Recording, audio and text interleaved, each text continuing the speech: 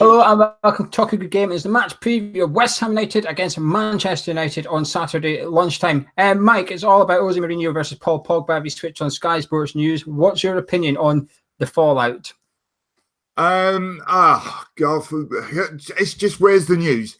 Jose Mourinho falls out with big star, happens at every club he's at all the time. If in fact he's fallen out with him, I wouldn't be surprised if it's more of a storm in a teacup thing.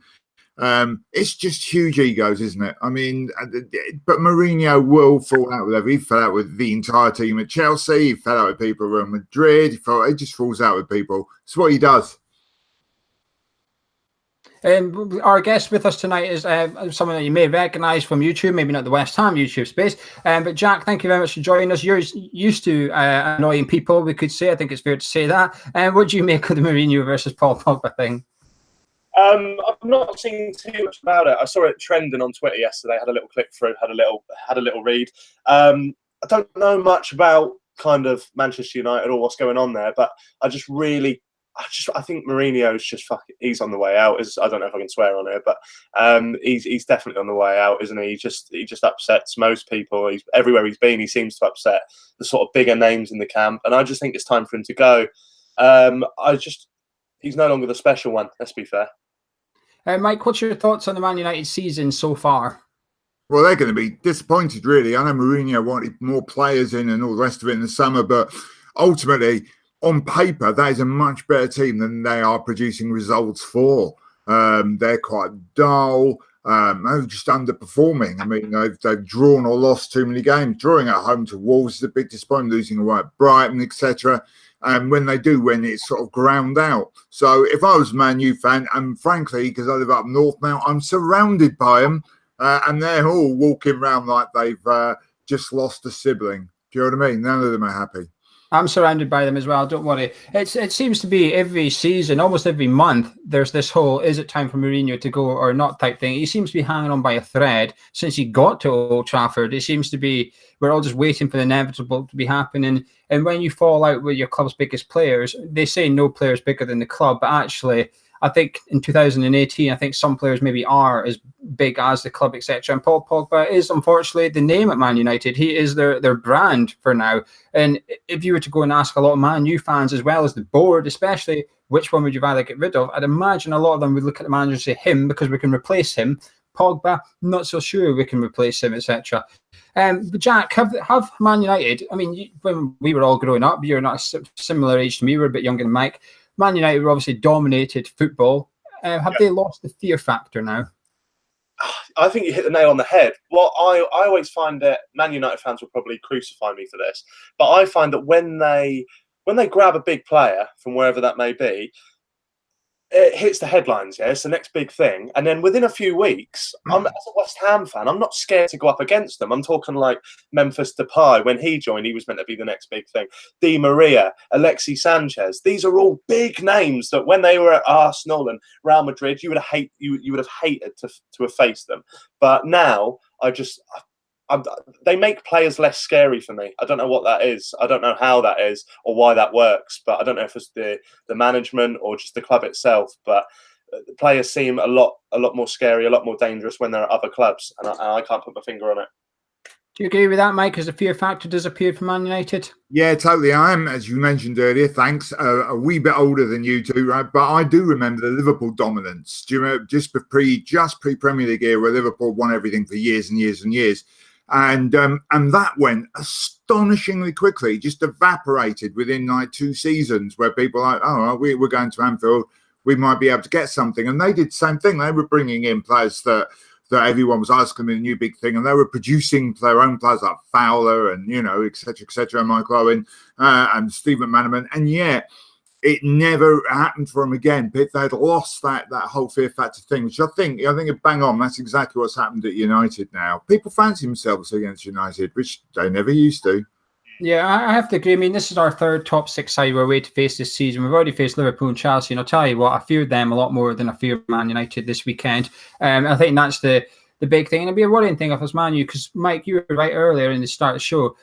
on paper they have an excellent squad. They have really good young players. They have a foundation to build a team around. Rashford, Martial, etc. They have something to go by, but for whatever reason, you just don't see it under Mourinho. And I think he's the problem, to be honest with you. I think if they could get in a manager with new ideas, a bit younger perhaps, and the answer might be sitting at Wembley at the minute. It's soon to be White Hart Lane. I think that might be their answer. I think they need to maybe go get Pochettino. He's the one that's been linked to Man U. I think that's their solution. Jack, is there anyone you fear this weekend that'll be wearing the Man United shirt?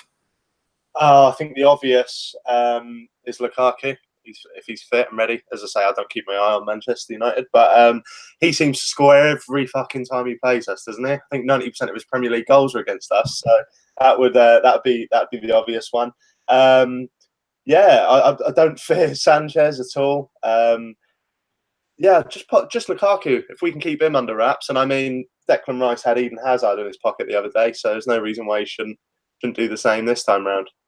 Mike, last question on Man United before we move to West Ham United. Paul Pogba, is he going to put on a £90 million player performance this weekend with a point to prove, or do you think he's going to down tools for his manager, or do you think Mourinho's maybe going to drop him?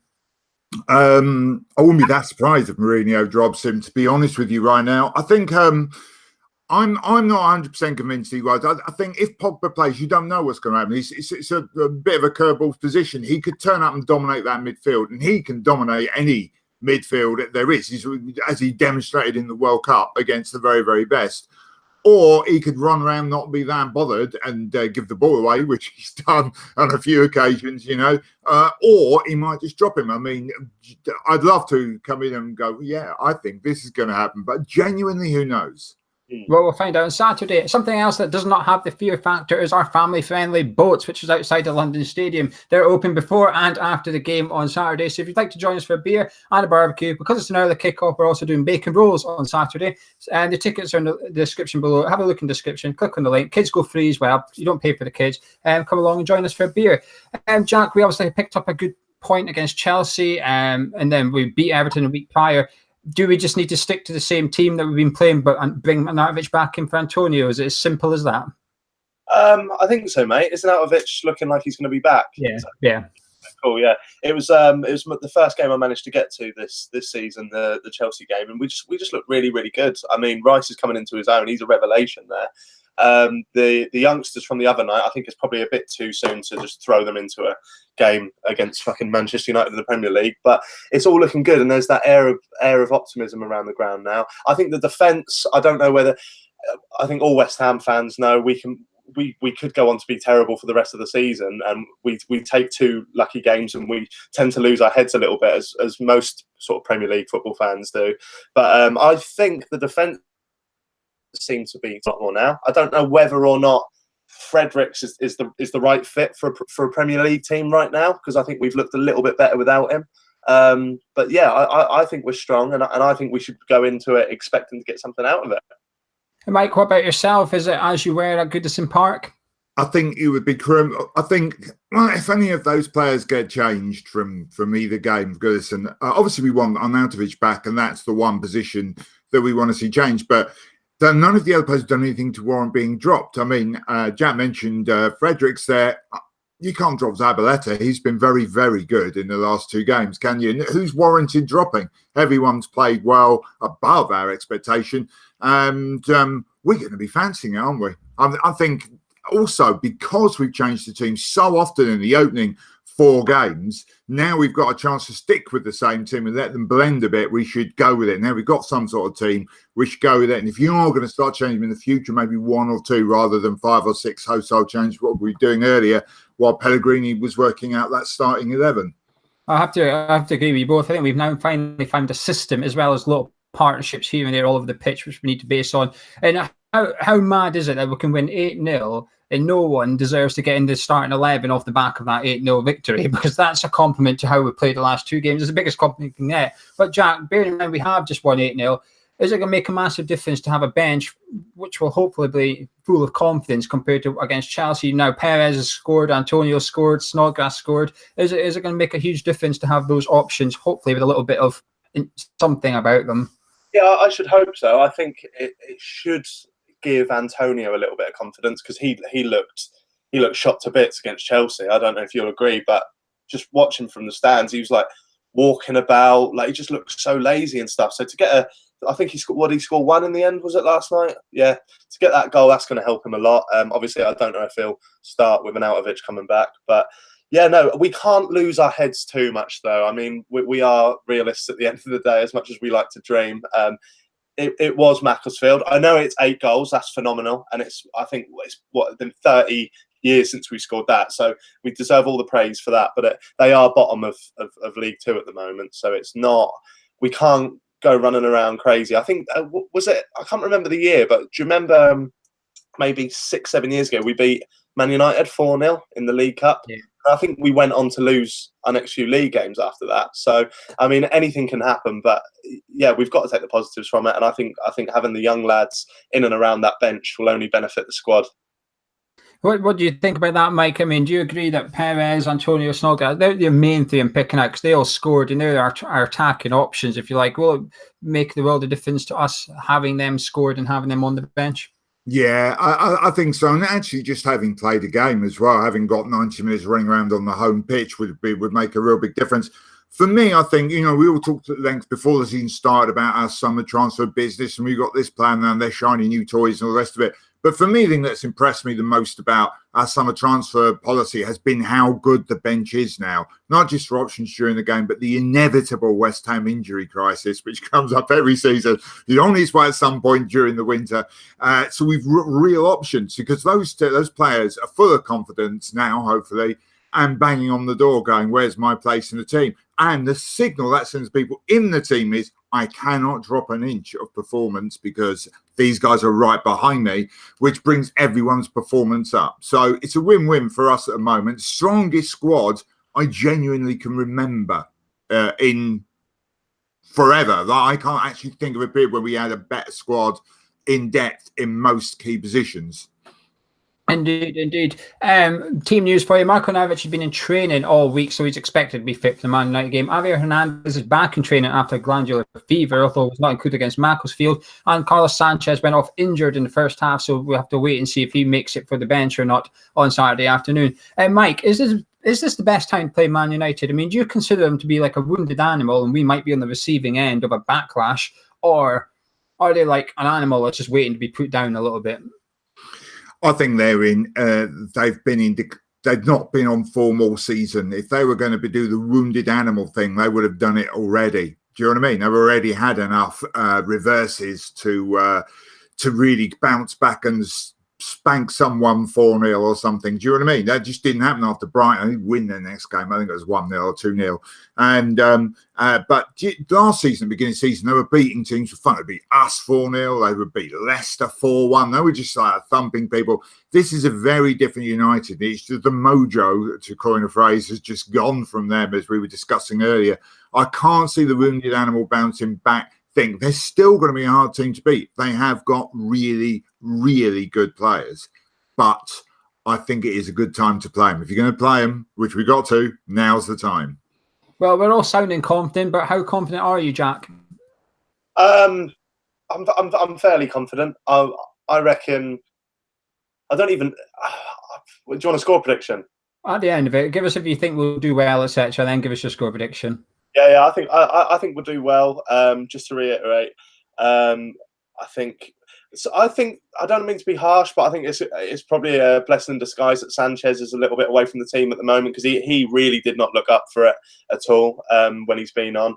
I'm gonna stick my neck out and say I reckon we can nick it 2-1, and I will be disappointed if we don't get at least a draw. Interesting, Mike. What about yourself? Are you confident? I'm pretty confident. Yeah, I think a draw is more likely, but I do think we could nick it. Just to change that slightly from Jack's description, I'm more interested in a really good performance here. If we lost, say, 3-2 and looked like we had the ball a lot, etc., and they've got the magical players that individually could pull out magic moments, not the sweets, the actual moments of quality, to do something amazing, and they score 3 goals that way, and it was a humdinger, I'll take that. I'll be happy with that if it shows us improving as a team and building on the last couple of games. Having said that, if they turn up like they have been recently, I agree with Jack. I think a draw is the minimum what I would expect from it. If we can replicate, say, the Everton performance with bits of the Chelsea game thrown in defensively. Would you like to give us a score prediction, Mike? I'm going to go for 2-1 to us. We're both going 2-1. I'm quite confident as well. I think the only thing that concerns me is, you've sort of alluded to it there, Mike, is they've got match winners in their team. They are a squad of match winners. They are a squad. I'm half expecting Pogba to have the game of his life on Saturday afternoon. I think he's got a point to prove. I think he'll want to be on the back pages. I think he'll want to show that his manager's wrong and actually he is bigger than his manager. And if someone's leaving, it's the man in the dugout. I wouldn't be surprised if there's some sort of, if he does score, I'm half intrigued to what his celebration is going to be. What's he going to do? Because he's going to make a point. That's his 30 seconds of showtime, if you like. That worries me a little bit. I do think they've got strengths and what our weaknesses is. Zabaleta, as good as he's been, he's still a little bit slow. And where is Man United fast? On the left wing. That's their pace. And that's what concerns me a bit. But what I see against Chelsea, if we can replicate that against Man United, like yourselves, I'd be disappointed if we got beat on Saturday afternoon. And this just shows how far Man United have fallen under Mourinho, which is interesting, how much we've come on against Pellegrini. I'm also going to agree with you two. 2-1. It's a clean sweep of 2-1s for the show. Anyway, if you guys at home have enjoyed it, drop a like on the video, subscribe if you're new around here, get your tickets for the boats, and we'll see you on Saturday. But Jack, thank you very much for coming on. Cheers, boys. Pleasure. Nice one. Mike, thank you as always. I'll see you on Saturday. See you then. And thank you very much for joining us.